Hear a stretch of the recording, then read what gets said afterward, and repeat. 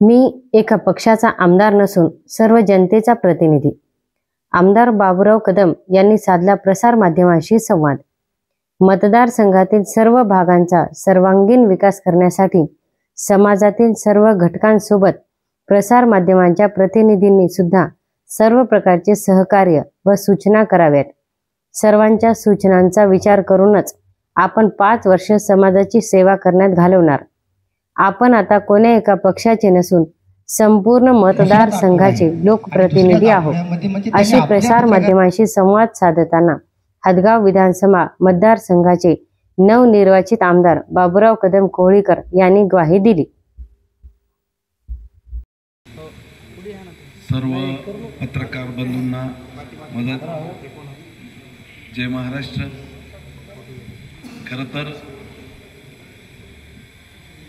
त्या दिवशीच मी ज्या दिवशी प्रमाणपत्र घेण्यासाठी आतमध्ये आलो होतो त्यावेळेस बरीच पत्रकार मंडळी आपल्या तालुक्यातील तिथं हजर होती आणि त्यांना शब्द दिला होता की मी लवकरच एक सर्व पत्रकारांना बोलून त्यांचा सत्कार करू.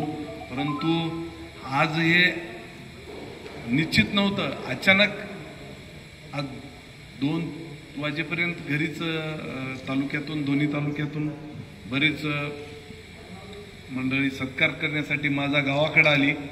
त्यांना नाश्ता पाणी करत करत सकाळपासून 2 वाजेपर्यंत सुटकाच झाली नाही. 2-3 वाजेपर्यंत सुटकाच झाली नाही. त्याच्यापेक्षा येईपर्यंत सुद्धा आणखी लोक काय राहिले होते, पण आम्हीच हे थोडंसं घाई केली आणि अचानक ठरल्यामुळं आम्ही इथून आपल्याला यांच्यासोबत पत्रकार आणि राजकीय दोघांचा प्रवास हे एका नाण्याच्या 2 बाजू आहेत. तरी सुद्धा कमी वेळात तुम्ही आमच्या विनंतीला मान देऊन आपण इथं आलात. फुल नाही फुलाची पाकळी. आपले सर्वांचे मनापासून आभार व्यक्त करतो. परंतु तुम्हाला न सोबत घेण्याचं सुद्धा कारण मी जाहीर सभेत सुद्धा सांगितलं की मी कुठलीच गोष्ट लपवून ठेवत नाही. कोण माझ्यावर काय आरोप करते याला मी काही किंमत देत नाही. तुमच्या माहितीसाठी कोण विलक्षण मधल्या मी काल नांदेडला आमच्या बहिणीकडे गेलो. तिथं देशोन्नती पेपर येते त्याच्यावर ते त्या कात्रण काढून ठेवली होती त्यांनी. माझ्याकडची कुठली प्रॉपर्टी एवढी इथं एवढी त्यांना जाहीर केलं की मला काहीतरी पेपर तुम्ही आणून द्या. म्हणजे आणि पेपरशिवाय कुठल्याच याला म्हणजे बातमीला सुद्धा काही किंमत नसते ना. बातम्या विलक्षणच्या बातम्या देणं किंवा आरोप करणं एखादी तरी मी जाहीर आवाहन केलं होतं. एवढंच नाही म्हणजे तुम्हाला माहीत असेल नसेल की मी म्हणजे त्यांच्या वडिलाच्या दोघांच्याही नावं घेऊन सांगितलं होतं की जर तुम्ही त्यांच्या पोटचे असाल किंवा मी आमच्या याचा आम्ही आता इथं बोलू नये तुमच्यासमोर. परत ते विषय संपलेला आहे. जाहीर आवाहन करून सुद्धा कोणी काही आणून दिलेलं नाही. त्याच्यामुळं त्याच्याहीपेक्षा मी प्रामाणिकपणे सांगतो की आमच्या ड्रायव्हरलाच माहीत आहे. अरुण नावाचा गेल्या 20-25 वर्षापासून लहान होते तेव्हापासून माझ्यासोबत आहे. 2-2 दिवस गाडी डिझेल वाचून आम्ही बंद ठेवली. परंतु आम्ही अशी झाकली मूठ कोणाकडं पसरली नाही. दररोज 2-5 हजार रुपये मागायचे. हे किती लोक तरी कोणी किती दिवस देणार आहे.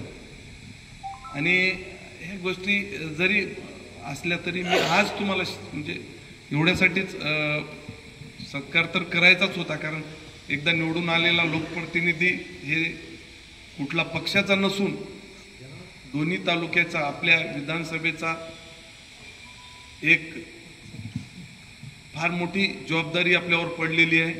आणि निवडून आल्याच्या नंतर कोण्याही एका पक्षाचा नसून सर्व जनतेचा एक नेता किंवा एक सालगडी प्रतिनिधी म्हणून आपणाला काम करायचं आहे. आणि ते सुद्धा तुम्हाला सोबत घेऊन बोलवलं. सांगायचं एवढंच की तुम्ही मला फक्त गाईडलाईन सांगा की आज आता मला कोणीच म्हणजे जास्त जवळचा नाही किंवा कोणीच दूरचा नाही. मला तुम्हाला सोबत सर्वांना घेऊन जायचं. आणि आता गोपाल भाऊंनी सांगितल्याप्रमाणे की तुम्हाला जेवढं योग्य वाटते, म्हणजे ज्या काही गोष्टी खऱ्या आहेत, आमचं म्हणणं नाही की आमचं चुकत असलं तर जरूर आमच्या आपसमध्ये लिहायलाच पाहिजे, असं काय त्याच्यात वाईट मानायचं नाही. पण जे काही गोष्टी समजा आमच्याकडून चांगल्या झाल्या तेवढ्या आपण तर आतापर्यंत 5 वर्ष लिहित आलेले आहे, परंतु सत्ता आल्यावर थोडासा फरक पडते. परंतु पत्रकार बंधूंना सुद्धा कुठल्या पगार नाही किंवा मानधन सुद्धा नाही. हे सगळे म्हणजे एक ती सुद्धा सेवाच आहे, सामाजिक बांधिलकीच आहे. आणि आमचं सुद्धा एक राजकारण नसून समाजकारणच आहे. म्हणून परंतु समाजकारण किती जरी म्हणलं तरी सगळ्यालाच घरी कुटुंब असतात, घरी आपल्यावर सगळे कुटुंब अवलंबून असते. बरेच जणाला 24 तास पत्रकारिता असते. मग शेवटी सगळेच घराला बांधिलकी असते. म्हणूनच मी जे आज बोलायलो सगळ्याचे चालू आहेत कॅमेरे, त्याच्यामुळे मला काही गोष्टी बोलायला. तुम्ही आम्हाला फक्त सांगा की बाबा आमचे हे मोठे म्हणजे पेपर आहेत, ह्यांच्यासाठी हे गाईडलाईन्स आम्हाला महिन्यातून हे पाहिजे. त्याच्यानंतरचे जे साप्ताहिक असो किंवा मग जे कुठलेही समजा पेपर असो, इलेक्ट्रॉनिक मीडिया असो, ह्यांच्यासाठी हे म्हणजे तुम्ही ठरवायचं. हे पहिला काळ जाऊ द्या कसा झाला मला माहित नाही, परंतु माझं तुम्ही आता बघणारच हा ना, मी किती जरी सांगितलं तरी. त्याच्यामुळं मी सगळ्याला मला माझी इच्छा आहे की सगळ्या पत्रकार मंडळीला, सगळे आमचे राजकीय, आमचे गोपाल भाऊ सारडा असो, त्याचबरोबर आमचे जिल्हा प्रमुख विवेकजी देशमुख असो, त्याचबरोबर आमचे युवा सेनेचे जिल्हा प्रमुख संदेशजी असो, बबनरावजी माळोदे आमचे शहर प्रमुख, आमचे कदम साहेब, त्याचबरोबर आमचे वानखेडे साहेबाचे चिरंजीव आमचे दादा शे असो, झाली का सर्व मंडळी, एकनाथ पाटील आमचे राष्ट्रवादीचे, ही सगळी मंडळी त्यांनी सुद्धा अचानक आली. त्यांना म्हणजे माहीत नव्हता, काहीच कोणालाच माहीत नव्हता ना. आणि जे आमचे कार्यकर्ते मंडळी, आपण बसून आता ह्याच्यानंतर हे बंद करून आपण बसूत बाजूला. तुम्ही आम्हाला ठरवून द्या की बाबा आम्हाला सुद्धा म्हणजे सहकार्य करायच लागणार आहे. आमचे सुद्धा आम्ही जर हे केलो, जाहिराती दिल्या तर पेपर चालू, आम्हाला सुद्धा पटलं नाही. पण ते आता माहित नाही, आता ते सगळी संपलेला विषय, त्याच्यामुळे आता आपण काळजी करायची गरज नाही. पण मला प्रामाणिकपणे सोबत घेऊन चालायचं आहे, एवढंच या प्रसंगी सांगतो. मी डॉक्युमेंट दिले नाही, मी इथं बोललो होतो पैशाला, नाही पैशाला बोललो होतो. सगळ्या जेवढे ऑटो रिक्षा चालवणारे आहेत त्यांचा सगळ्याच मी 10 लाख रुपयाचे इन्शुरन्स काढून दिलं. तसंच सगळ्या पत्रकारांचं मी ज्या दिवशी आपला हे होतो सर गेले सर, तुम्ही विषय काढला होता रेस्ट हाऊसला पैशामध्ये आपण पत्रकार दिन त्या दिवशी तुम्ही सांगितलं होतं की 10 लाख रुपयाचा विमा संरक्षण मी माझ्याकडून काढून देतो. ते माझ्याकडून राहिलेलं आहे. त्याचं आज आपण व्यवस्था म्हणजे आजच्या आज आपण डॉक्युमेंट स्कॅन, मी त्याचं जे काही बिल होईल ते आजच आपण, कारण ठीक आहे 1 वर्षासाठी 10 लाख रुपयाचं आहे, परंतु बोललं ते पहिले करा. मला मध्यंतरी सुद्धा खूप वेळ म्हणजे आठवण आली. मी सगळे ऑटो 18 काय ऑटो चालत होते पैशामध्ये, सगळ्यांचं काढून दिलं 10 लाख रुपये. तर ती मुदत संपली असेल, परंतु आपण काही त्याच्यासाठी काढत नसतो. तर दुसरीकडून जरी कुठून बनत नसलं तरी स्थानिक निधीमधून मी पहिला निधीचं पत्र पत्रकार भवनासाठी, आणि जागा आता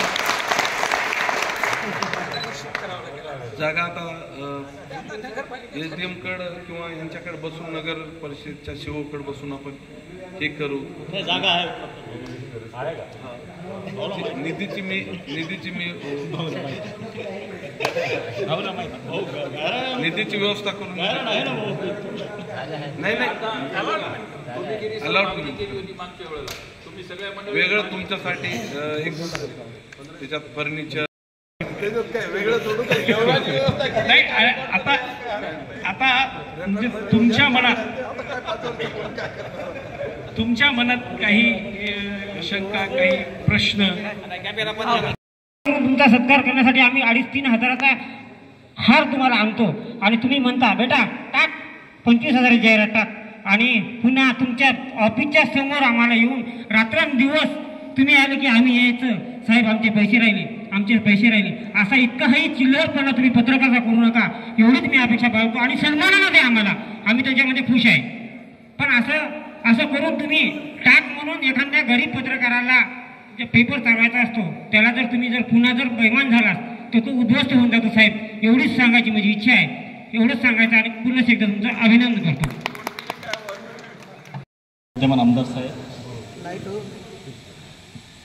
आता तो पहिल्यांदाच आम्हाला गोपाल भाऊन तर एकदम काय सांगायचं ते पहिल्यांदाच आम्हाला हे करून टाकलं आणि आमचा जो गैरसमज होता ते दूर करून टाकला. दुसरी गोष्ट अशी आहे सर की निवडून आल्यानंतर सहसा लोकप्रतिनिधी पत्रकारांना भेटत नाही. तुम्ही जे हिंमत दाखवली त्याबद्दल तुमचे हार्दिक अभिनंदन. आणि दुसरी गोष्ट अशी आहे सर की काही काळापुरतं काही बहुसंख्य पत्रकार नसून तुमचे कार्यकर्ते म्हणून काम केलेलं आहे हे तुम्ही लक्षात असू द्या सर. आणि दुसरी गोष्ट अशी आहे सर, तुम्ही इतके नशीबवान आहेत की मी एकदम जवळून पाहिले की असे कार्यकर्ते होते तुमच्याकडे. विशेषतः मला तोंडावर तारीफ करू वाटत नाही आहे, गोपाल भाऊ सारखे ज्यांचे भाऊजी का देहांत वगैरे ना सर, भाऊजी देहांत झाल्यानंतर 3 दिवसानंतरच तुमच्याकडे आलेले आहेत. विकू भाऊ सारखे रात्रंदिवस असे हे काम केलेले आहेत आणि असे तुम्हाला हे लोक लाभलेले आहेत सर. त्यांचा तुम्ही आता कशा प्रकारे उपयोग करून घेता आणि कशा प्रकारे ते हे करता, कारण की ह्या लोकांनी खूप मदत म्हणजे अप्रत्यक्षरित्या प्रत्यक्षरित्या खूप म्हणजे हे घेतलेले आहे. आणि दुसरी गोष्ट अशी आहे सर की मला आठवते, मला ते जेव्हा आपण जिल्हा परिषदचे सदस्य होता तेव्हा मी आपल्याकडे एक वैद्यकीय बिल घेऊन आलो होतो आणि तेव्हा तुम्ही माझ्यासोबत प्रत्येक टेबलवर हिंडले होते सर. आठवत असेल तुम्हाला, प्रत्येक टेबलवर हिंडून सगळे हे करत होते. आमची एकच इच्छा आहे की बाबरावजीच राहावं, हीच अपेक्षा आहे आमची. आणि दुसरी गोष्ट अशी आहे सर की जे आम्हाला जे सन्मानानं तिथं बोलवलं, जी हिंमत दाखवली निवडणुकीनंतर, सहसा कोणी लोकप्रतिनिधी दाखवत नाही, त्याबद्दल बोलून माझे 2 शब्द संपतो.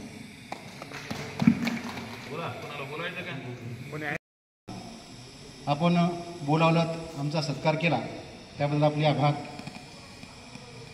आता हिसकूस सांगायच्या हेतून आपलं तुम्ही म्हणले बा आम्हाला काही सांगा, तर आमची एक विनंती आहे आपल्याला की आपल्यापैकी एखादी, आता आम्ही तुम्हाला वारंवार तर फोन करू शकत नाही, जो अधिकार पहिला आहे तसा अधिकार आहे, पण तुम्हाला पण आता ते वेळ भेटत नाही. पण आमच्या जशा तुम्ही आमच्या काही समस्या असतात, आम्ही तुम्हाला बोलत असतो किंवा आम्हाला काही विचारायचं असते, तर निदान एखादी प्रतिनिधी तुम्ही दिला आम्हाला की बा यांच्याकडे तुमचे काही संदेश असतील, काही सांगायचं असेल, तर तो व्यक्ती जर आम्हाला भेटला, त्याचे नंबर आम्हाला भेटले तर जरा सोयीस्कर होईल असंही मला वाटते. आणि दुसरी गोष्ट असं आहे की आमदार साहेबांना अशी माझी विनंती आहे की सर, सातत्याने 5 वर्षे लिखाण करणारे काही पत्रकार असतात, ते आपल्याकडे काही मागत नाही पण लिखाण करतात.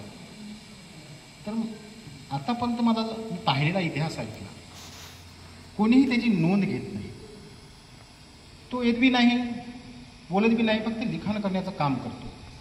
तर माझं म्हणणं असं आहे की एक प्रकारचं तुमचं निरीक्षण चांगलं आहे आणि तुम्ही कुणाला नकार देत ना, हे मी अनुभवलेलं आहे. तर ते लिखाण करणारा व्यक्ती, पत्रकार कोणताही असो, त्याचा आवर्जून आपल्या वतीने सत्कार नेहमी करावा ही एक विनंती आहे. आणि गेल्या 1947 पासून एक मला जाणवलं, ते मी आपल्या पुढे मांडतो की आमचे 2 पत्रकार काम करता करता आमच्यामधून निघून गेलेले आहेत.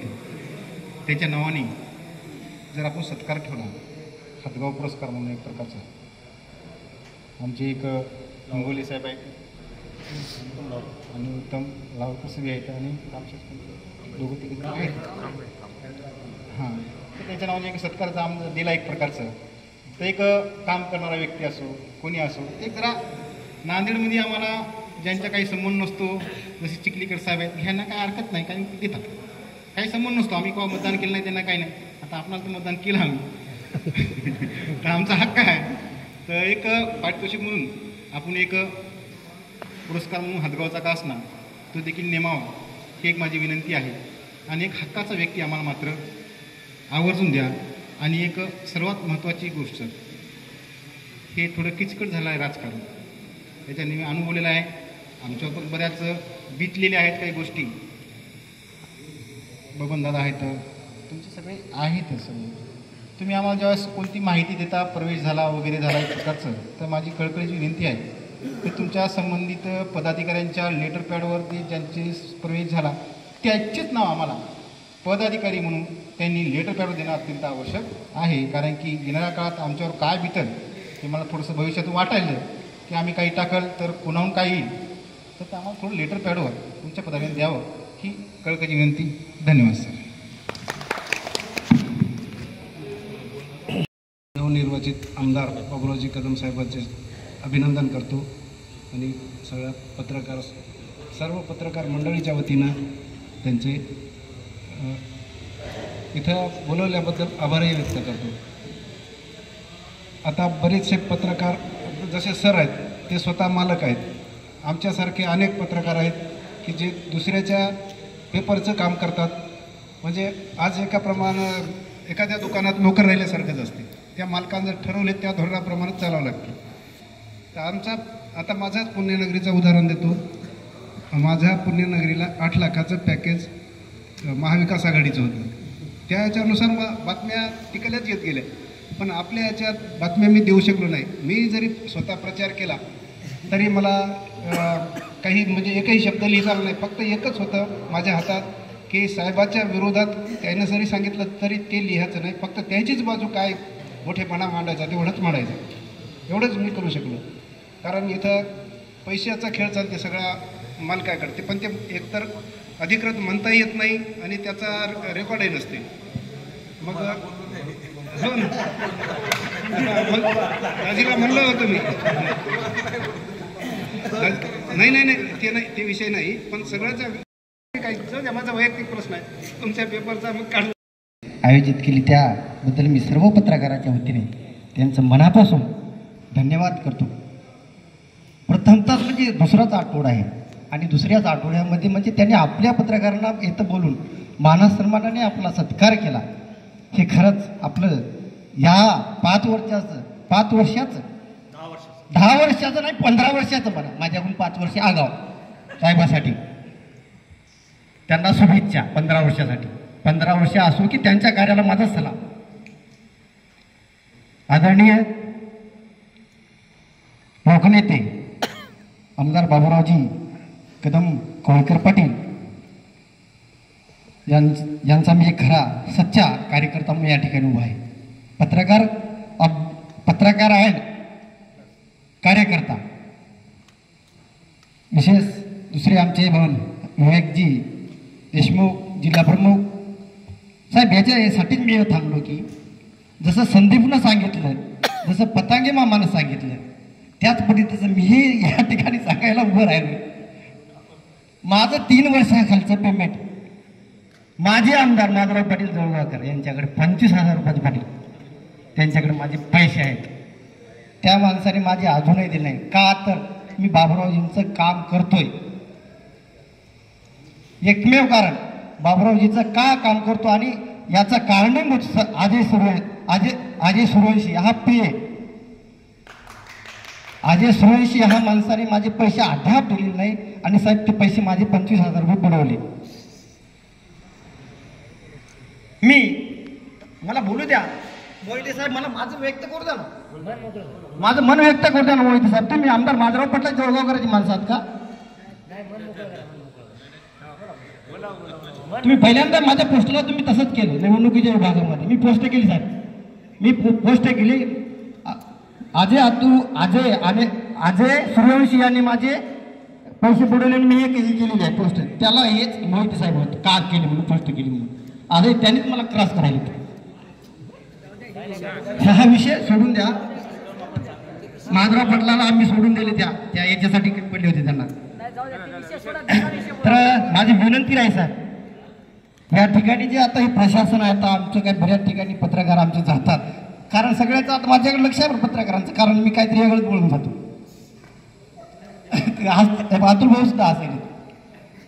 तर अनेक प्रशासनाच्या अधिकाऱ्याकडे आमचे साहेब आम्ही त्यांना बोलत असतो, त्यांना विचारत असतो, आम्हाला काहीतरी माहिती घेण्यासाठी त्यांना विचारणा करण्यासाठी जातो, परंतु कुठलाही अधिकारी आमची दखल घेत नाही. यासाठी आपण दखल घ्यावी. आज महसूल विभागामध्ये आम्ही अनेक ठिकाणी अवैध मुरुम रेती अनेक उपसा होतो. आम्ही त्यांना विचारतो व इथं काही आम्हाला काही माहिती मिळेल का, तालुक्यामध्ये कुठं काय आहे का उत्खननासाठी, पण त्या ठिकाणी कुठला आम्हाला अधिकारी विचारत सुद्धा नाही. राहिला नगरपालिकेमध्ये जे सतीश देशमुख आहेत त्यांना अनेक वेळा आम्ही त्यांना दिले, ते नगरपालिकेचे मालकच आहेत. देशमुख साहेब असं तुम्ही म्हणू नका, मी म्हणतो त्यांना सुद्धा तुम्ही तंबी करा. इथले तलाठी मंडळ अधिकारी आहेत ते सुद्धा काम करत नाहीत. इथले ग्रामसेवक आहेत ते सुद्धा काम करत नाहीत. अनेक प्रशासनातले अधिकारी आहेत त्यावर इथल्या कुठल्याही पकड नसल्या, या आमदाराची मागेल्या आमदाराची पकड नसल्यामुळे मला या ठिकाणी बोलायचं. म्हणून आपण या अधिकाऱ्यावर प्रशासनावर आपली पकड राहावी एवढीच मी बोलतो आणि या ठिकाणी मी थांबतो.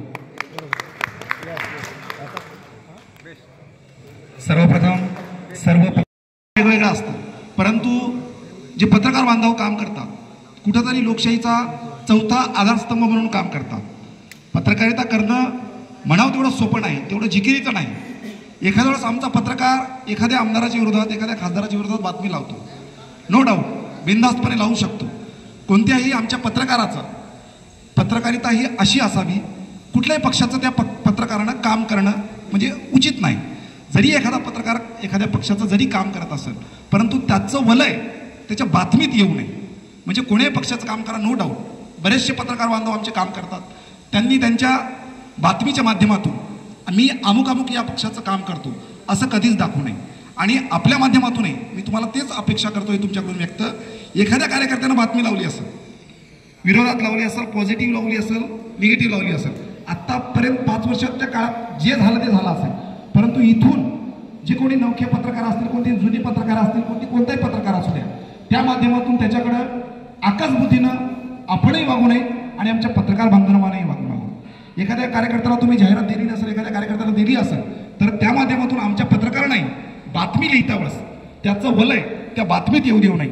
आणि तुमच्याकडून सुद्धा आमच्या एखाद्या अमुक पत्रकारांना एखादी बातमी लावली असेल, नाही कडा त्या पत्रकारांना असं केलं होतं, ते पण तुमच्या मनात राहू नये. इथून आपण एक चांगला पायंडा पाडला की निवडणूक झाल्याच्या नंतर सर्व पत्रकारांना बांधवांना बोलून सन्मान केला, यथोचित त्यांना मान सन्मान केला. आणि दुसरी एक महत्त्वाची गोष्ट, जेव्हा तुम्हाला विकास कामात तुम्ही करता असं म्हणाले तुम्ही आणि पत्रकाराला सोबत घेऊन चालायले, ही फार आमच्या पत्रकार बांधवांसाठी अभिमानाची बाब आहे, गौरवाची बाब आहे. आणि या माध्यमातून पत्रकार बांधवांना मी विनंती करतोय, आपल्याला कोणत्याही पक्षाचं घेणं देणं नाही. जो व्यक्ती विकासाला प्राधान्य देतो, जो व्यक्ती विकासाचे काम करत असेल, अजिबात आपण त्याच्यासोबत निर्भीरपणे राहावं आणि तिथं आपले वैयक्तिक विचार आड येऊ नये एवढीच एक अपेक्षा व्यक्त करतो. या ठिकाणी बरेचसे वरिष्ठ पत्रकार आहेत, आम्ही काही नवीन फळीतले पत्रकार आहोत. जर आमच्या नवीन फळीतल्या पत्रकाराकडून जर छोट्या मोठ्या गोष्टी चुकत असतील तर कमीत कमी आमच्या ज्येष्ठ पत्रकारांनी आम्हाला सांगावं की बाबा तू इथं चुकायला.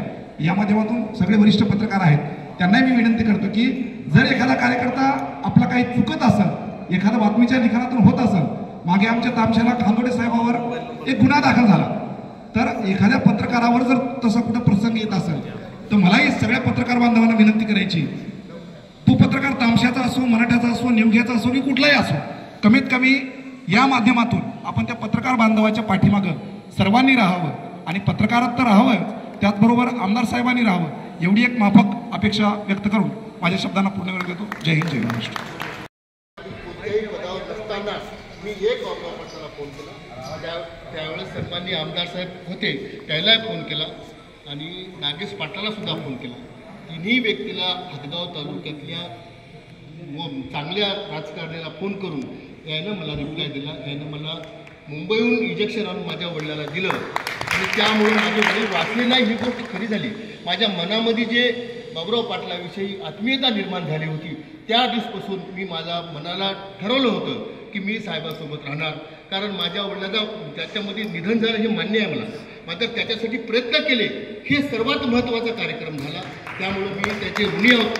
तुम्हाला अजून असेच सुख समृद्धीचे दिवस येऊ, तालुक्याला तुमच्याकडून विकासाचा घडो एवढीच इच्छा. त्या काळामध्ये बबनरावजीचं महत्त्वाची भूमिका होती. पण आरोग्याचा विषय काढला सगळी पत्रकार मंडळी तालुक्यातली योगायोगानं विषय असेल, कोणालाही 2-5 लाख किंवा त्याच्यापेक्षा जास्त पैसे जर लागत असतील, फक्त मला त्या पेशंटच्या पूर्ण डिटेल हे करा. मी एक आम्ही गोपाल भाऊ आम्ही सगळी मंडळी आमची बसून एक आरोग्याविषयी हेच करायला इथं. आणि तिथंसुद्धा मुंबईत 2 आम्ही एक कर्मचारी ठेवायलो. आणि सगळ्या कालच आम्ही एक ब्रिज कॅन्डी जे की वाजपेयी साहेब पंतप्रधान असतेवेळेस त्यांच्या गुडघ्याचं तिथं ऑपरेशन झालं होतं, त्या हॉस्पिटलमध्ये त्यांना ॲडमिट करून त्यांच्यावर उपचार चालू आहे. असे परवा म्हणजे असे किती 8-10 लाख रुपयाचं कुठलंही जरी कोणावर किंवा कोणा आपल्या नातेवाईकावर किंवा कोणी तुम्हाला पत्रकार म्हणून तुम्हाला माहीत राहते, मोठी जिथं पैसा लागते, मोठं सर्जरी आहे, ते फक्त तुम्ही मला कळवा. त्यांचं पूर्ण जवळपास मोफत उपचार केला जाईल. आणि प्रायव्हेट हॉस्पिटलमध्ये ते मी आरोग्याचा विषय निघाला म्हणून तुम्हाला आवर्जून सांगतो.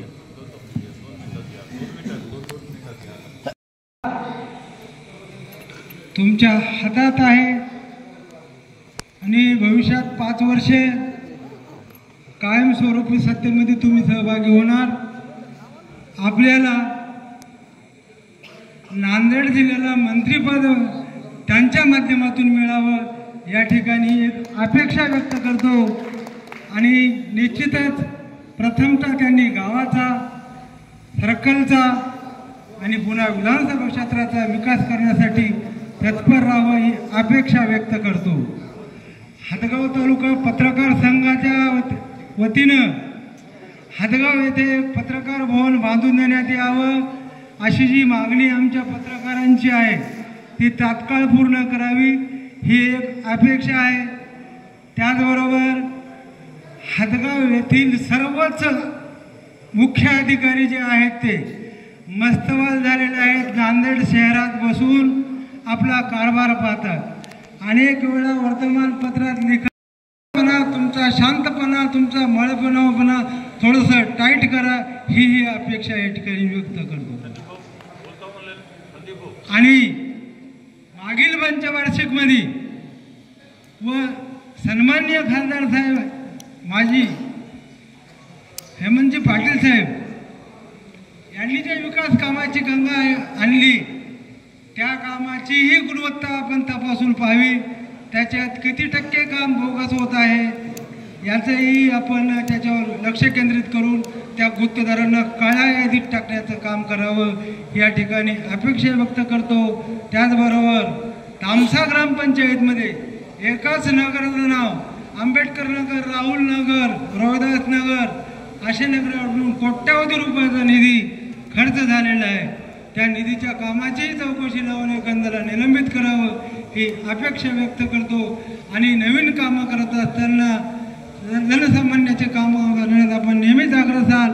पुढील कार्यास आपणास वाटचाल चांगली चालावी ही अपेक्षा व्यक्त करतो. आणि राज्याचे मुख्यमंत्री एकनाथ शिंदेचे 1 वर्ष जाणार आहेत. निश्चितच त्यांच्या माध्यमातून आपण विकास करशाल एवढी अपेक्षा व्यक्त करून माझे 2 शब्द थांबवितो व पुन्हा एकदा आपले अभिनंदन करतो.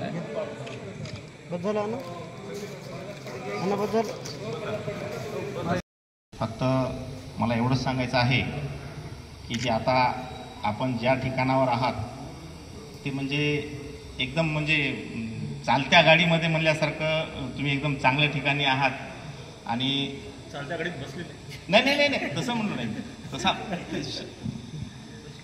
तर मला अशी एक विनंती आहे की पत्रकारासाठी आता जसं की आता समजा लाडकी बहीण आहे की महिलांसाठी समजा एस टीमध्ये मोफत सुविधा दिली, वयोवृद्धांसाठी मोफत सुविधा दिली, महिलांना अर्ध तिकीट दिलं, पत्रकारांसाठी सर एस टीमध्ये पास हे करून द्यावी. दुसरी गोष्ट म्हणजे सर्वात महत्त्वाचा विषय सर, मी लोकमतला एक बातमी घेतली होती, तुम्हाला पत्रकार परिषद घेतली तेव्हा मी आठवण करून दिली होती रेस्ट हाऊसला. ती बातमी अशी होती की आपल्या हातगावमध्ये बसस्टॉपचं म्हणजे दयनीय अवस्था आणि तामसा म्हणजे तहसीलपासून ते समजा जे बुलढाणा बँक पहिले होती, आता मला वाटते तिथं काहीतरी हे आहे आपलं एस टी पिक्चरच्या टाकीच्या समोर, तिथपर्यंत अतिक्रमण झालं म्हणून तुम्हाला टाकलं. आणि दुसऱ्या दिवशी मी ती बातमी घेतली होती, त्या बातमीचं प्रकरण देखील तुम्हाला पाठवलं होतं. किंवा इथं जिसकी लाठी उसकी भैंस असा प्रकार व्हायला लागला आणि ते अतिक्रमण हटवण्यासाठी मी बातमी दिल्यानंतर दुसऱ्या दिवशी अतिक्रमणाचं काम चालू झालं आणि अतिक्रमण त्या ठिकाणचं उठवलं देखील, परंतु परत अतिक्रमण त्या ठिकाणी झालं. तर मी तुम्हाला एक सांगितलं होतं सर की या ठिकाणी तुम्ही तुमच्या माध्यमातून आई वारली, 18 दिवसानं दुसऱ्या 8 दिवसानं बाबा वारले आणि लगेच पुन्हा 2-4 दिवसामध्ये या 8 दिवसामध्ये एका महिन्यामध्ये एक पूर्ण घर उद्ध्वस्त झालं. पाशाबाई मी तुम्हाला सांगलं होतं असं झालं. तर बरेच आमचे ते शिवाजी जाधव सुद्धा आहेत, त्यांनी सुद्धा त्यांना फोन केला की बाबा एक वेळेस तरी तुम्ही भेट द्या. तर अद्याप ते माणूस एवढा आलाच नाही. त्यामुळं आमचं त्यांचं हे झालं, पण असं हे झालं नाही.